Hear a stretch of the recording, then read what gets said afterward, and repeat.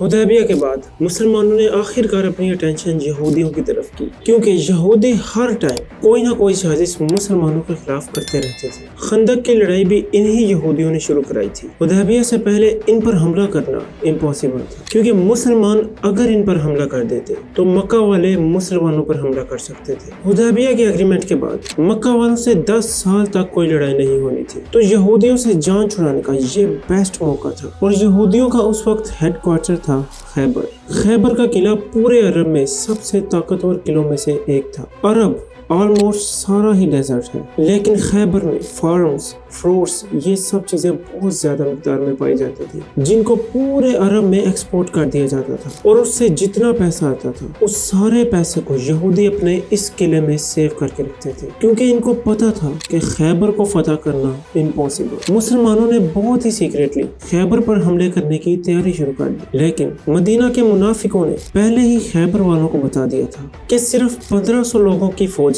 तुम्हारी तरफ आ रही है, और तुम लोग तो वैसे भी बहुत ज्यादा हो, आराम से इनको हरा सकते हो। यहूदियों ने भी इस खबर को बहुत लाइटली लिया। यहूदी एक दिन सुबह अपने खेतों में काम करने के लिए निकले थे, तो उन्होंने देखा कि अचानक सामने मुसलमानों की फौज खड़ी है। तो वो चीखने लगे कि मुहम्मद आ गया है, और वो भागकर वापस किले में चले गए। खैबर मदीना से तकरीबन ऑलमोस्ट 150 किलोमीटर दूर है, और अगर आज भी गाड़ी में जाएं तो 2 से 2.5 घंटे लग जाते हैं। और खैबर के इस किले के 2 मेन हिस्से थे, एक हिस्से में 5 बड़े किले और एक हिस्से में 3 बड़े किले मौजूद थे। तो मुसलमानों ने पहला हमला खैबर के इस किले पर किया। पहला किला फतह करने की बहुत कोशिश के बावजूद कोई फायदा न हुआ, तो रसूल सल्लल्लाहु अलैहि वसल्लम ने कहा कि कल मैं एक ऐसे शख्स को झंडा दूंगा, और झंडा देना मतलब एक ऐसे आदमी को लीडर बनाऊंगा जो अल्लाह और उसके रसूल से मोहब्बत करता है, और अल्लाह और उसके रसूल उससे मोहब्बत करते हैं। सारे सहाबी इस उम्मीद से थे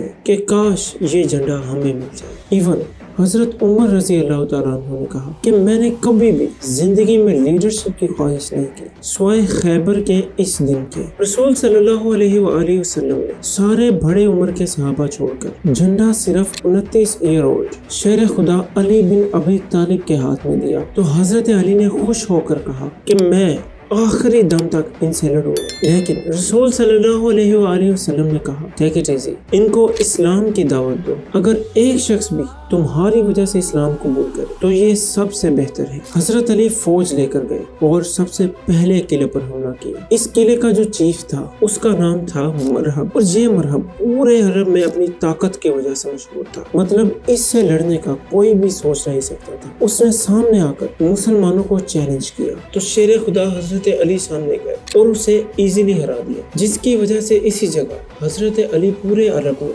एज अ वॉरियर मशहूर हो गए। इसी के साथ लड़ाई शुरू हुई, और काफी खतरनाक लड़ाई शुरू हुई, और यहूदी काफी जोश से लड़ रहे थे, क्योंकि वो भी अहले किताब थे, क्योंकि इनके लिए भी जन्नत, शहादत, ये सारे कॉन्सेप्ट्स तो है। लड़ाई काफी देर तक चली, लेकिन आखिरकार यहूदी इस किले को खाली करके दूसरे किले में चले गए, और इस तरह मुसलमानों ने खैबर का पहला किला फतह कर लिया। 3 दिन तक मुसलमान दूसरे किले को फतह नहीं कर सके, क्योंकि अगेन यहूदियों ने बहुत सख्त लड़ाई की। लेकिन आखिरकार यहूदी ये किला भी छोड़कर 3rd किले की तरफ भाग गए। तीसरा किला भी बहुत दिनों तक फतह नहीं हो सका, और मुसलमान हैरान थे कि हमने तो इनके खाने पीने के भी तमाम रास्ते बंद कर दिए हैं, तो फिर भी ये बाहर आकर लड़ क्यों नहीं रहे। एक दिन एक यहूदी जासूस जो मुसलमानों के लिए जासूसी करता था, उसने बताया कि खैबर के ये किले बहुत पुराने हैं, और यहूदियों ने इन किलों के नीचे बहुत ही सीक्रेट रास्ते बनाए हुए, और इन रास्तों को इस्तेमाल करके वो इस रास्ते से पानी किले के अंदर लेकर जाते हैं। तो मुसलमानों ने जाकर वो रास्ता भी बंद कर दिया, और कुछ ही देर बाद यहूदी किले से बाहर निकल गए और मुसलमानों से लड़ने लगे। और जो भी सहाबा के सामने आता तो उनके साथ क्या होता है। 3 किले फतह करने के बाद ये चौथा किला भी मुसलमानों ने इजीली फतह कर लिया, और यहूदी चौथे किले को भी छोड़कर 5वें किले में दाखिल हो गए। और 5वां किला फतह करना इम्पॉसिबल था, क्योंकि ये एक पहाड़ के ऊपर बना हुआ था, और जो भी कोई मुसलमान इसके पास जाता यहूदी उसे तीर मार मार कर भगा देते थे। इसीलिए यहूदियों ने अपनी औरतों और बच्चों को इसी किले में रखा था, और यहूदियों का सारा माल, गोल्ड, सिल्वर, एनीथिंग, सारा कुछ इसी किले में पड़ा हुआ था। और अगर हिस्ट्री ने हमें एक चीज सिखाई है, वो ये है कि सबसे ज्यादा पैसा हमेशा यहूदियों के पास पड़ा होता है। तो अगेन मुसलमानों ने बहुत कोशिश की इस किले को फतह करने की, बट इम्पॉसिबल। यहाँ पर कोई और रास्ता जब मुसलमानों को नजर नहीं आ रहा था तो रसूल सल्लल्लाहु अलैहि वसल्लम ने टेक्नोलॉजी का फुल यूज करते हुए रैम्स और कैटबल्स को सामने किया और यहूदियों पर बमबारी शुरू कर दी और इस किले की दीवारें तोड़ने लगे।